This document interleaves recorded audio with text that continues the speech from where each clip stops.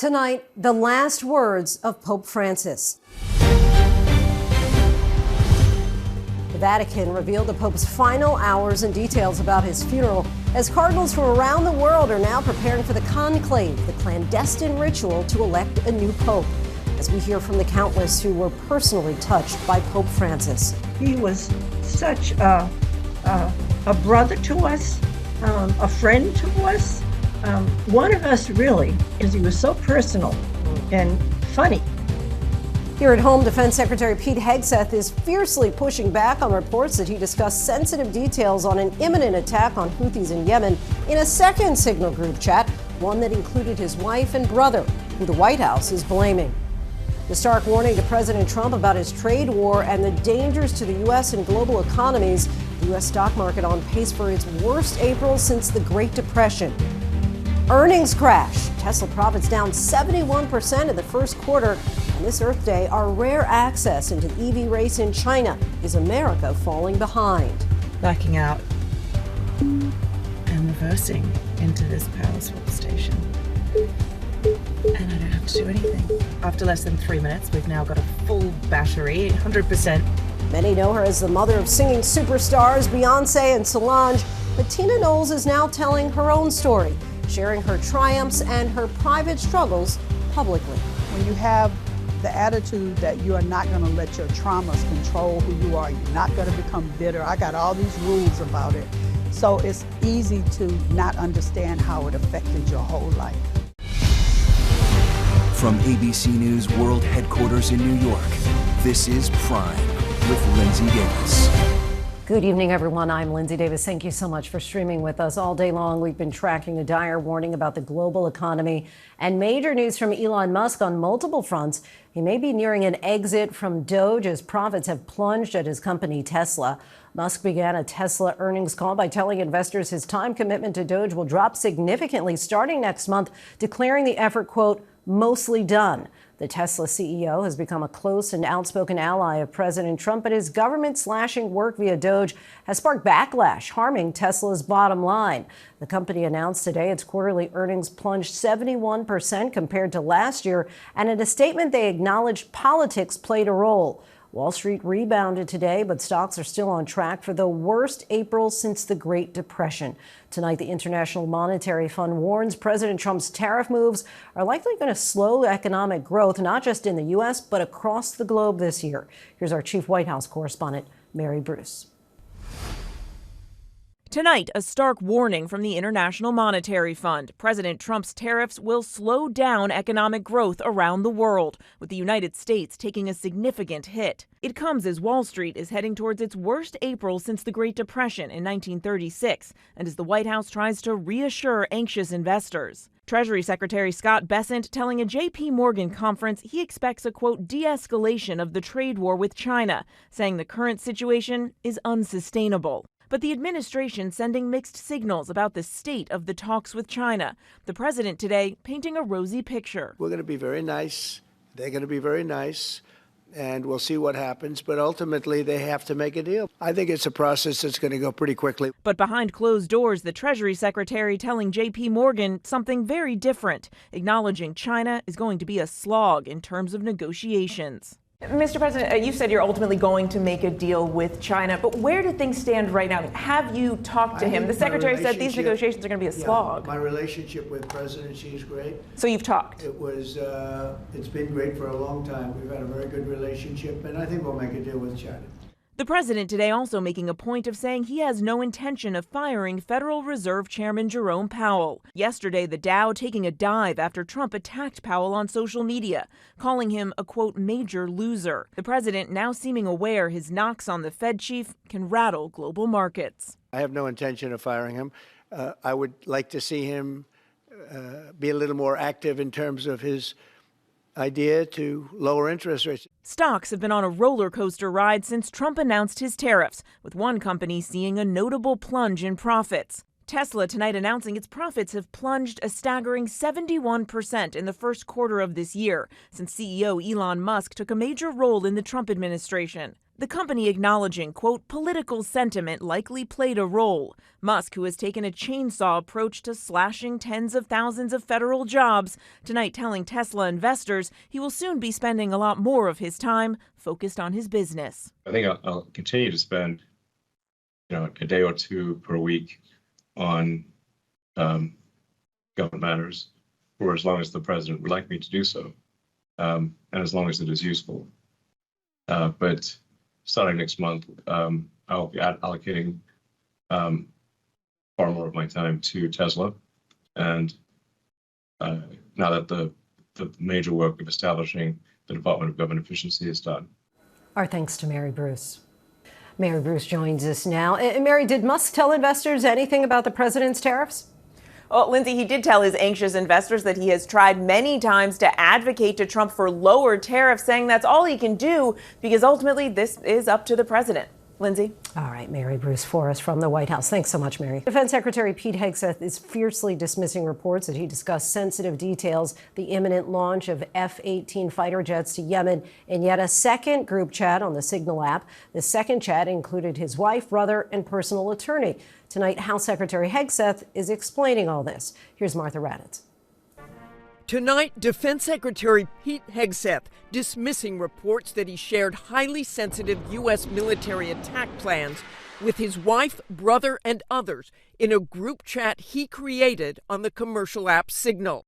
I said repeatedly, no one's texting war plans. Sources tell ABC News the information Hegseth sent to his wife and the others included details of the imminent launch of F-18 fighter jets to Yemen last month, essentially the same information that he shared in a separate Signal chat with top administration officials. What was shared over Signal, then and now, however you characterize it, was informal, unclassified coordinations for media coordination and other things. That's what I've said from the beginning.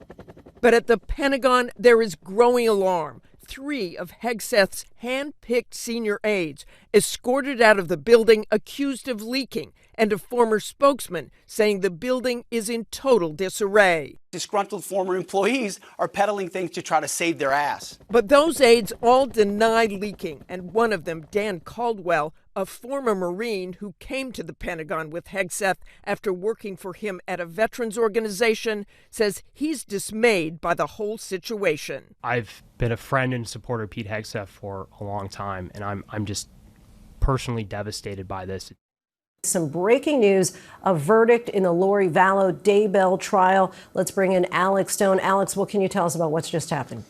Linsey, moments ago, the jury came back in this trial. This is the trial in which she has been accused of conspiring to kill her 4th husband with and for her 5th husband so she could get together with him and get some life insurance money, but conspiring with her brother, who is now deceased, to kill her 4th husband. The jury came back a few moments ago. Guilty is the verdict from the jurors in Maricopa County, Arizona. They were polled by the judge. They all said that, yes, that is what they agree with. That is what they decided on after about 6 hours of deliberating. She sat, Lori Vallow Daybell, in the courtroom, not showing a lot of emotion. Her long blonde hair. She walked in with a whole bunch of documents. She represented herself during this trial. She did not have an attorney. She did not call any witnesses, did not present any evidence. She gave an opening statement, a closing argument, and that was it, Linsey. All right, Alex, we thank you so much for that update. Appreciate it. And now to the farewell to Pope Francis. From Portugal to Brazil, South Korea, and beyond, the world mourns the humble man of the people, outspoken advocate for the suffering and builder of bridges. The body of the 266th Pope is now at rest in the simple wooden coffin he requested in the chapel of his longtime residence. And we're learning more about the final hours of his remarkable life, including his thanks to his nurse for bringing him back to St. Peter's Square on Easter one last time. And cardinals are gathering in Rome all ready to elect a new pope. Here's ABC's chief international correspondent James Longman in Vatican City. These are the first images tonight of Pope Francis just hours after his shocking death. The world saw him on Easter Sunday, his last major act as Pope. Hours later, the world would learn he was dead. You can see the cardinals surrounding Francis in prayer, some of the very same men who must now choose a new pope performing their solemn duty for Francis at the small ceremony to certify his death. The 88-year-old in the simple wooden coffin he asked for, a rosary in his hands, a quiet moment inside the chapel in his modest residence before the faithful get their chance to say goodbye. And tonight, new details about his final hours, including his last words. Before this extraordinary moment, when he took one final ride in the Popemobile on Easter Sunday in St. Peter's Square, the Vatican says the Pope hesitated and asked his personal nurse, Massimiliano Strapetti, "Do you think I can manage it?" Francis clearly moved by the love in the crowds. Moments like these, a baby lifted up to him, the Pope then offering a blessing. When it was over, Francis thanked his nurse for reassuring him that he could do it. Filled with gratitude, he said, "Thank you for bringing me back to the square." The Vatican says Francis then rested and had a quiet dinner and went to bed. It was just hours later, at 5:30 in the morning on Monday, that his health took a tragic turn. 1 hour later, 6:30 a.m., Francis gestured farewell with his hand to his nurse Strapetti, and in the end, he suffered a stroke and heart failure, and by 7:35, he was dead. From the Vatican to his homeland in Argentina to Catholics back in the United States, the tributes across the world for a leader whose appeal went way beyond the church. About 60 cardinals have held the first general congregation. They've announced the Pope's body will lie in state in St. Peter's Basilica for 3 days, starting tomorrow. Huge lines are expected to wind through the Vatican and beyond into Rome. All before his funeral, Saturday at 10 a.m. local time, 4 a.m. for those watching back in the States. President Trump and First Lady Melania joining dignitaries from around the world. And tonight, Pope Francis's final wishes, revealed in his will, now being prepared. Francis did not choose the vaulted serenity of St. Peter's Basilica to be buried in. Instead, he chose this church, St. Mary Major, a stunning building. But this is right in the centre of busy, noisy Rome. And that is exactly what Francis was all about, being close to regular people. We met the Morrison Sherritt family from Washington, D.C. What do you think made Francis different for you? I feel like he liked to talk to the people a lot more. I feel like he was a lot more open. I'm hoping that the next one will be a little more conservative, to be honest. Really? Yeah. Tonight, with funeral plans now set, the world's attention will soon be focused on the cardinals and the secret ritual of choosing the next pope, the conclave. They will convene inside the Sistine Chapel, sworn to secrecy. No one leaves until a new pope is chosen. Francis appointed some 80% of the cardinals who will now choose the next pope, but it's no guarantee they'll choose someone like him. Using private ballots, more than 100 cardinals will vote to choose Pope Francis's successor. The candidate must win 2/3 majority, which could take multiple votes. Twice a day, ballots will be burned and smoke released from the Vatican's chimney. Black meaning no winner. White signals a new pope and a new chapter for the church. They are seeking to really determine the signs of the times. What is it that the church needs now? What is it that the world needs now? And after Francis, his humility, his tolerance, the cardinals must decide, what kind of man does the church need now? So many anxious to know the next leader who will be the head of the Catholic Church. And James Longman joins us now. And James, as the world mourns the Pope, just remind us of how this secretive conclave works and the next Pope is ultimately chosen. Yeah, so the conclave is likely to take place within days of the funeral. As you say, cardinals will assemble in the Sistine Chapel just behind me for this conclave. They are sequestered, which means they are cut off from the outside world. There are votes in the morning and votes in the evening. When no pope has been decided, they burn smoke that goes black. When they do, it is white. There are about a dozen cardinals, we think, who are in the running, or palpabile, which is basically could be pope. They come from all over the world, from Africa, Asia, and the Americas. This is the most diverse conclave that has ever happened in the church's history, and that is because Francis chose cardinals from all four corners of the earth. His own appearance on the balcony, that happened within about an hour of the white smoke appearing, so it's likely we'll see something like that again, but it's that moment that millions around the world will tune in for. Lindsay? Certainly the case. Sorry, James Longman for us in Vatican City. Thanks so much, James. And as the faithful around the world mourn, the death of Pope Francis is all the more an intimate loss for those who knew and worked with him.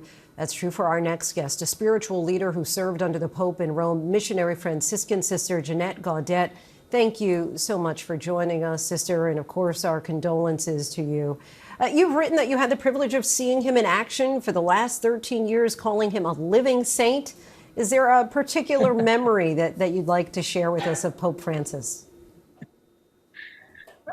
I thought a lot about that yesterday and today. I think the thing that stands out for me mostly is we had all the superiors general in the world meet every 3 years in Rome.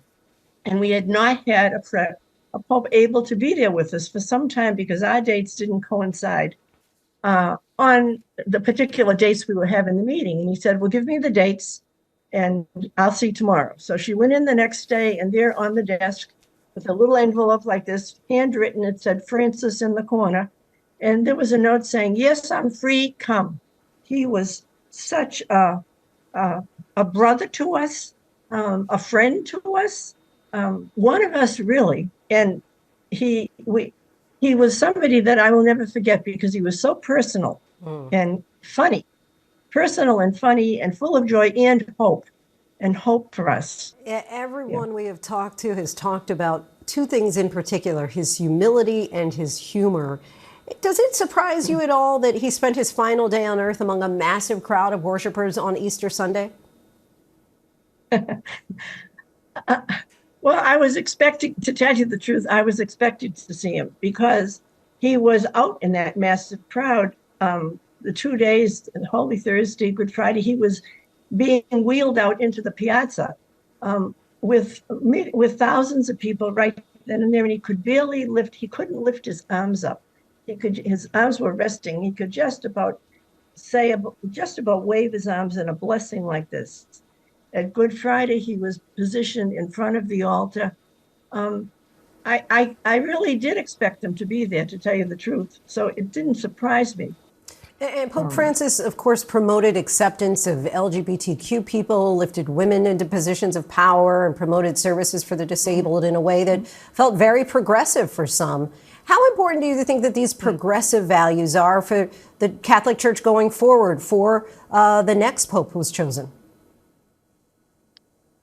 Well, I think when Pope Francis said on the plane that day about the LGBT, the community, that it's not who am I to judge? Okay, I think that's how he was about everything. Who am I to judge the motivation and the heart of another person? Just be open to the heart of another person. And I think he listened very carefully with his heart. If there's anything happening in the world, it seems to be a lack of listening. And I think that's where Francis showed by his example. Francis of Assisi used to say, go out around the world and preach. Go out and walk around the world, doing good, but if necessary, speak. And I think Francis's actions were almost more powerful than his words sometimes, even though his words were very powerful. Sister Jeanette Gaudet, we thank you so much for sharing your insight and heartfelt message today. We appreciate it. Okay, thank you very much. Nearly a year after a deadlocked trial, Karen Reed's second murder trial is now underway. Opening statements were given today. The prosecution claims a drunken Reed struck her then police officer boyfriend John O'Keefe with her SUV outside another police officer's home and then left him to die in a blizzard. But her defense alleges a cover-up, saying O'Keefe was beaten inside that other officer's home and only after that was he left outside to die. In the case of Kilmar Abrego Garcia, the Maryland man the Trump administration admitted they sent to an El Salvador prison by mistake, a U.S. district judge this afternoon overruled a host of objections raised by the administration, saying the government's objections and mischaracterizations of court orders, quote, reflect a willful and bad faith refusal to comply with discovery obligations. The judge is now giving the administration until Wednesday night to more fully answer and respond to those discovery requests from Garcia's attorneys. Student loan forgiveness is coming to an end. The Department of Education has announced it will resume collecting on more than 5 million defaulted loans in less than 2 weeks. Impacted borrowers could soon see their wages garnished. Payments were paused by President Trump in 2020 during the pandemic, but President Biden's attempts to expand loan forgiveness were repeatedly blocked by the courts. The Trump administration says that taxpayers shouldn't be the ones to pay. And still ahead, an alleged stowaway heading to trial for sneaking on a transatlantic flight. More of the video you have to see to believe. But first, how China is speeding ahead in the race to dominate the electric vehicle market and what the U.S. can do to catch up. Stay with us.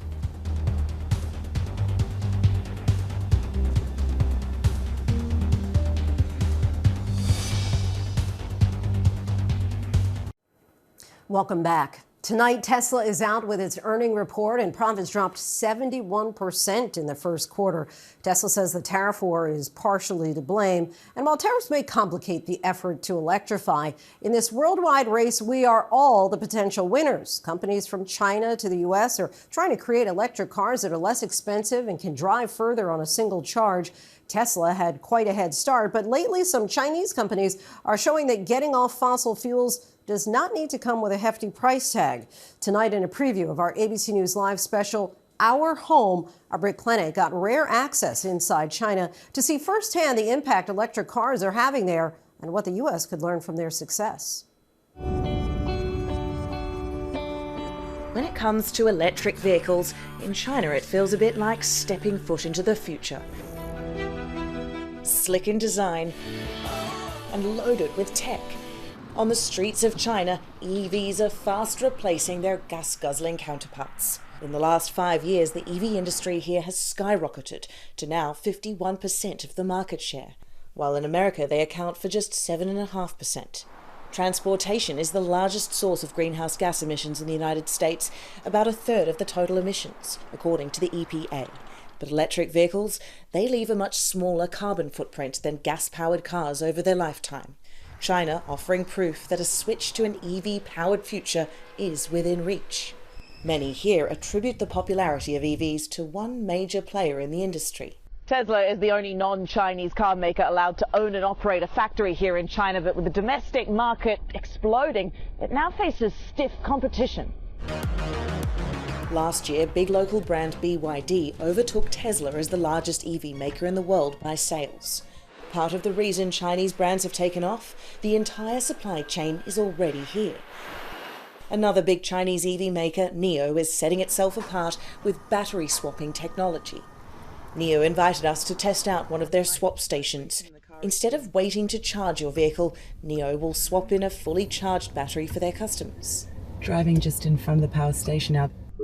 Once you're ready, the car takes over. And it's driving on its own. Backing out and reversing into this power swap station. And I don't have to do anything. So, after less than 3 minutes, we've now got a full battery, 100%. NIO already has a network of over 3,000 swap stations across China and dozens more already across Europe. And just last month signed a partnership with Tesla's battery supplier to expand even further. To see how EVs are made in China today, NIO opened their doors to their sprawling factory complex in the eastern Chinese city of Hefei. We're told 90% of every part of the car is made within less than a mile radius, while the US has to import parts from around the world. It's a mostly automated production line. So in traditional factories, you'd see workers driving forklifts around the factory floor. Here, they have robots doing the job. And at the end, a choreography of robots doing the final inspections and humans driving it off the line. So much opportunity. Ted Lee, Vice President of Product Experience at NIO, also gives me another spin of one of their new cars with driverless capabilities. This is quite a busy road. This is a busy intersection, and the car is turning for us. Yep. The car is doing the maneuvers. Right. So there is a huge degree of trust now. Yes. But it's detecting all the cars around, it's detecting the road. Yep.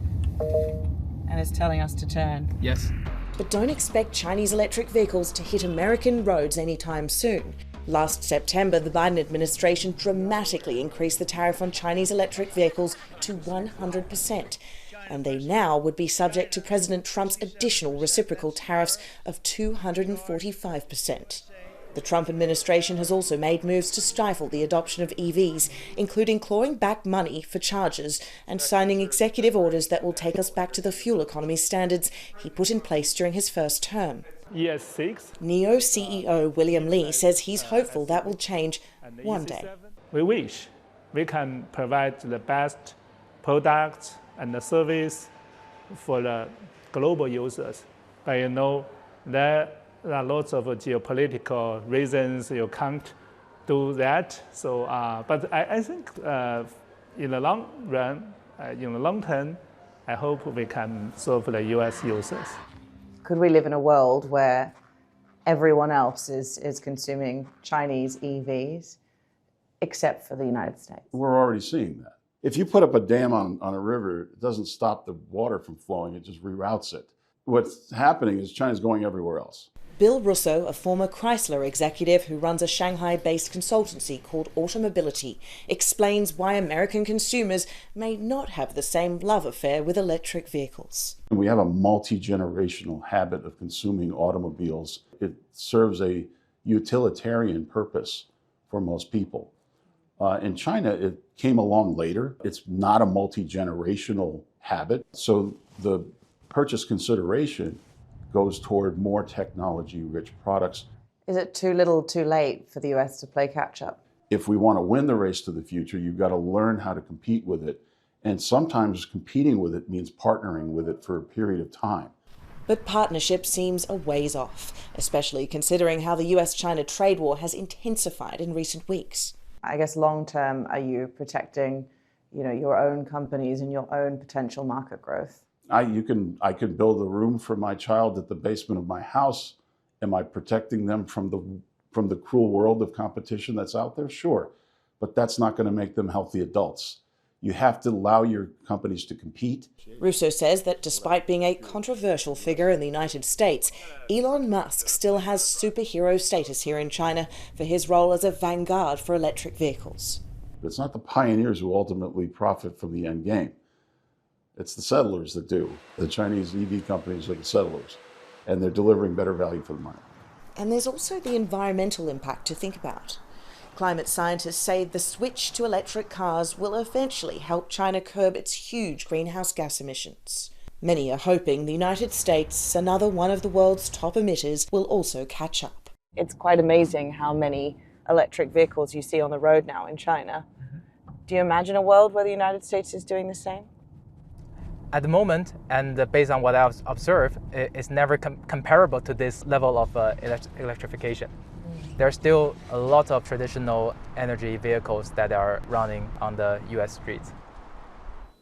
Perhaps that will change soon. Our thanks to Britt for that. And you can catch the entire ABC News Live special, Our Home with Ginger Zee, streaming at 8:30 p.m. Eastern and later on Hulu.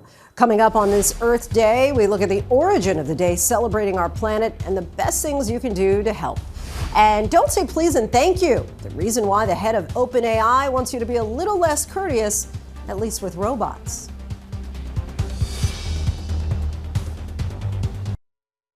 Welcome back, everyone. Happy Earth Day. What started in 1970 as a small environmental movement has grown into a global call to action.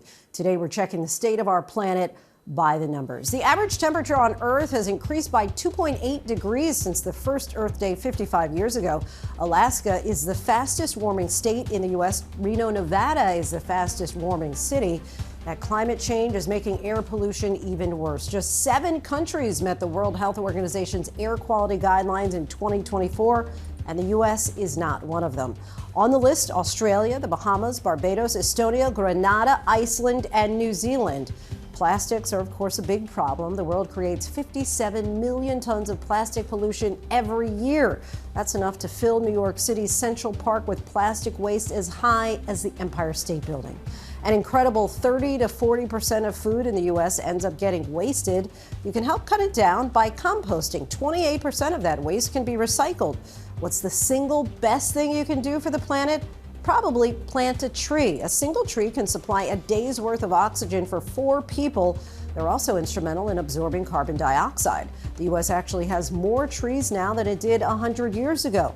Earth Day isn't just about the bad news, though. It's also about celebrating Mother Nature and the planet we live on. The Earth is approximately 4.54 billion years old, but its fate isn't yet sealed. Scientists say the planet has an amazing ability to heal itself.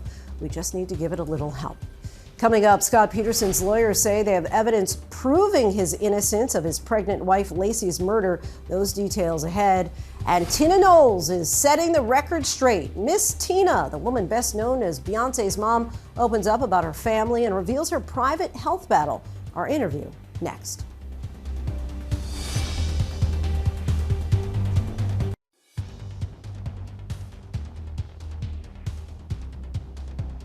Welcome back to Prime. A notorious killer claims new evidence proves his innocence. A Super Bowl champion gets his wish and his whip, and courtesy comes at a cost for OpenAI. These stories and more in tonight's rundown.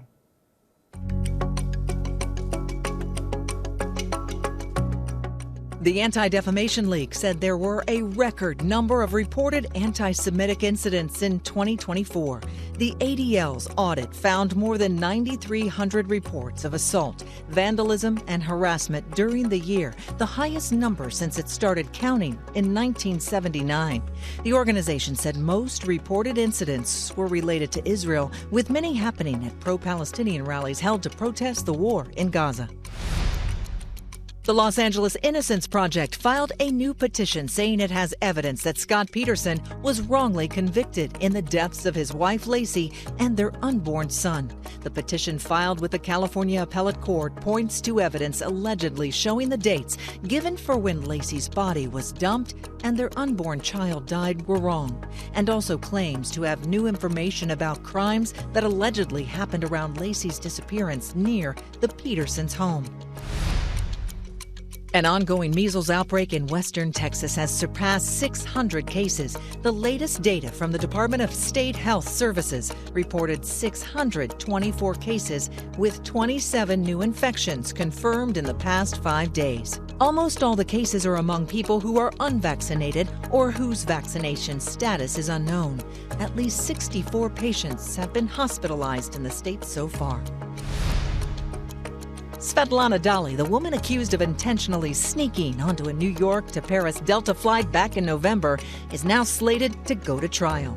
A judge set a trial date of May 19th after Dali signaled she would not plead guilty, though negotiations for a resolution will continue. The trial date comes days after a new video obtained by ABC News showed Dali at the gate revealing how she followed close behind a group of passengers toward the plane. Dali faces up to 6 months in prison if she's convicted. OpenAI CEO Sam Altman says politeness towards ChatGPT has been costly. When a user on X wondered how much money the company lost in electricity costs from people saying please and thank you, Altman replied it was tens of millions of dollars well spent. Philadelphia Eagles wide receiver A.J. Brown briefly had his car stolen on Monday. The receiver took to Instagram after discovering the theft to appeal to the suspect. I'll make a deal with you, bro. Just bring the whip back, bro. I won't press charges. Police later found the vehicle in Camden, New Jersey, and were able to take the suspect into custody. ABC station WPVI reports the car, a Mercedes reportedly worth $200,000, was not damaged and was later returned to Brown. Senator Raphael Warnock may be well known for his work on Capitol Hill representing the state of Georgia since 2021 after a runoff election that drew national attention. He's also at MLK's spiritual home Ebenezer Baptist Church in Atlanta, pastor there, and in recent years he's become a children's book author. Senator, thank you so much for coming back on the show. Thank you. Great to be here with you. So we're going to get to the book in a moment, Sure. but first I would be remiss if we didn't talk about April 20th of 2024, when you actually had the honor of meeting with Pope Francis. And 1 year to the day later, it is his last full day on the earth. It's my understanding that you all discussed your shared commitment of helping the needy. Take us inside that moment, if you would. Well, it was a great honor to meet with Pope Francis a year ago. He's someone that I have long admired. I admire his commitment to human dignity, particularly the dignity of the poor and the most marginalized members of the human family. And so when I got the invitation that the Pope would meet with me at the Vatican, of course, I jumped at the opportunity. Here I am, a pastor who found himself serving in the Senate, not something I knew I would do. And so it was great to talk to him about the relationship between politics, because the Pope has his own, right. And faith. Yes. And so we had a great conversation about what it means to be a person of faith, engaged in all these issues in the world. And I am praying for his family. I mourn with those who mourn, and I rejoice at his incredible life, his remarkable journey. And just take us to church Sunday morning. If you were to be in the pulpit at Ebenezer, at my home church, we called it that great getting up morning on the day of judgment, the final day of life. Give us the spiritual significance of him passing away on Easter Monday. Well, for those of us who are Christians, it all leads to the resurrection. Mm-hmm. That's the heart of the faith. And it is the reminder that hope abounds, even in the midst of death and disease and destruction. And that at the end of the day, love will always have the last word. And so the Pope gave that one last effort, proclaimed that good news, and having completed his labor, he went home to receive his reward. God bless him, and God bless his incredible memory.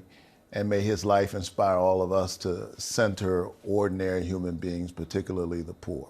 He often talked about one message in particular: share and God will multiply. And that's where we enter with Leo's lunchbox, really the parable of the 2 fish and 5 loaves, where Jesus was able to feed the thousands, right. Despite the disciples doubting him that we don't have enough food. But the more he broke the bread, the more there was, and there was enough to supply and provide. Why did you decide to focus on that in Leo's lunchbox? Well, isn't that the message after all? We do have enough. And I think that part of what's going on right now with folks who have a kind of short-sighted politics and who are engaged in the politics of division because they have no vision. They're trying to convince us that there's not enough. I don't buy it for one moment. When we stand up for one another, when we recognize the ways in which, as Dr. King said, we're tied in a single garment of destiny, and we dig deep and give creatively from that understanding, we discover that we have more than we thought we had. And so that's, for me, the meaning of the miracle story in the Gospels. It's the only miracle story, by the way, that's in all 4 Gospels. So clearly the early church loved that story. And that story inspired the story I try to tell in Leo's Lunchbox. And lastly, you have said that Leo's Lunchbox is about the value and promise of communities coming together to care for one another. What does that look like in today's political climate? Well, I'll tell you what I'm trying to get done. A couple weeks ago, I introduced the child tax credit. I know some hardworking families like those in my church who are just trying to make their lives work. They go to work every single day, and yet they're struggling with affordable housing, a whole range of things.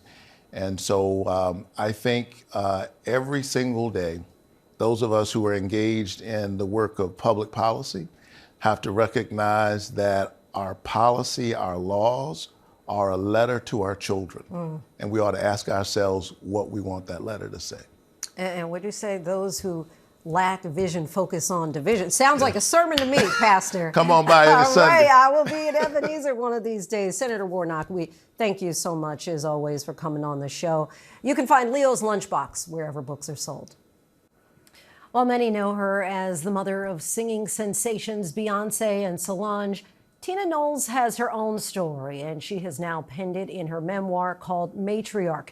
It is billed as empowering, enlightening, and entertaining, where she opens up about the triumphs and struggles along the way for that little girl from Galveston. Destiny's Style, you wrote that book 2002. Yes. That was more really about beauty, lifestyle, fashion. Exactly. You wait more than 20 years later to write your memoir. Why did you feel that this was the right time? Well, I'm 71, so it's probably Nobody now or could tell. never, right? When I got divorced, I started recording into my cell phone, just recording my early stories of my life for my grandchildren. And that's what it was supposed to be. I was going to write this book to pass on to them because it was something about getting divorced that I felt I don't know why I just started thinking about mortality, but it was just time. It was time, and I didn't want my legacy to be told through the eyes of someone else. I wanted it to be through my own voice. You write in the book how your mom had died right before Beyonce was born, and you were concerned about how the pride of the family was going to be passed down without your mom, Agnes, being present. How ultimately were you able to pass along those stories to both of your girls with regard to the women who had gone before them, which you described them as being able to surpass all the odds? Exactly, and keep their families together because they were slaves. My great-grandmothers, both of them were slaves, and they were able to keep their families together. So I thought that was something to teach them about resilience and about just overcoming obstacles in their lives. And, you know, I just came from this incredibly strong line of women. What do you feel is the best piece of advice or wisdom that Agnes taught you? Well, one is that it's just as important to be good on the inside as you are on the outside. And that's something that I've been able to pass on to my girls. And, you know, I rolled my eyes when my mom would say, pretty is as pretty does. And I'd be like, oh, Lord, here she go. And my daughters rolled their eyes at me when I said it to them. But, you know, I said, you got to be cute on the inside, too. And so I think that has been like the basis of keeping myself and my children grounded, especially in this world, in this entertainment world, because it can get you so hyped up thinking it's all about the outer things, you know, or material things. But at the core of just living a good life, I think, is having a good heart. You do get into depth about your relationship with Matthew Knowles, who you were married to for more than 30 years, and you write about the moment when you knew you could no longer stay married to him. Can you share that?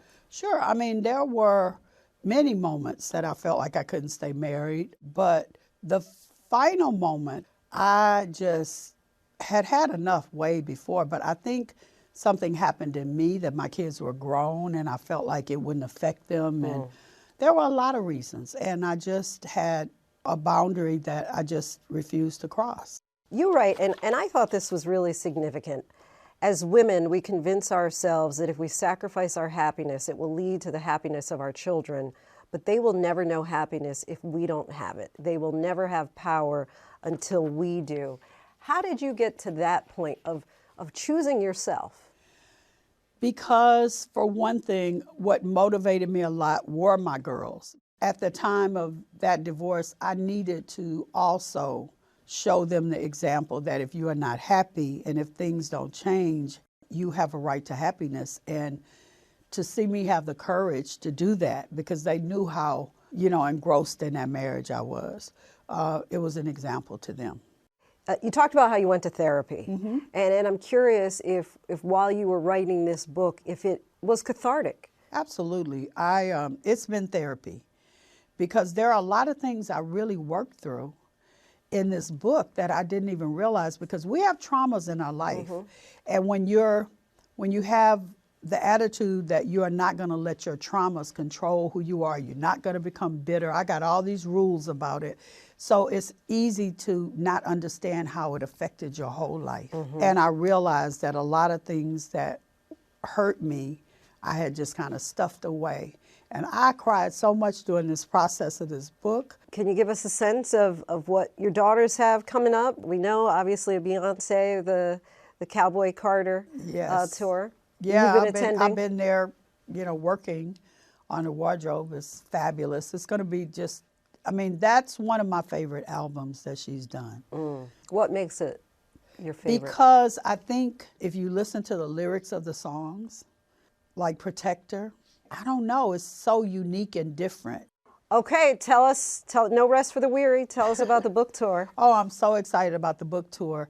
My first stop is Washington, D.C., and my forever First Lady, Miss Michelle Obama, is going to be the host, and Lettucey is going to sing, and I'm just so excited about it. And then I go from there to L.A. and to Houston and Atlanta, And it's going to be a good time. I have musical guests because I'm from a musical family, so that's going to be a part of it, and just talking about the book. And I want to hear other people's stories too. So people are going to stop through, family members and friends that are in the book. It's going to be a little different from book tours, but I'm excited about it. Our thanks to Miss Tina. Matriarch is now available wherever you purchase your books. And that is our show for this hour. I'm Linsey Davis. Be sure to stay tuned to ABC News Live for more context and analysis of the day's top stories. Thanks so much for streaming with us.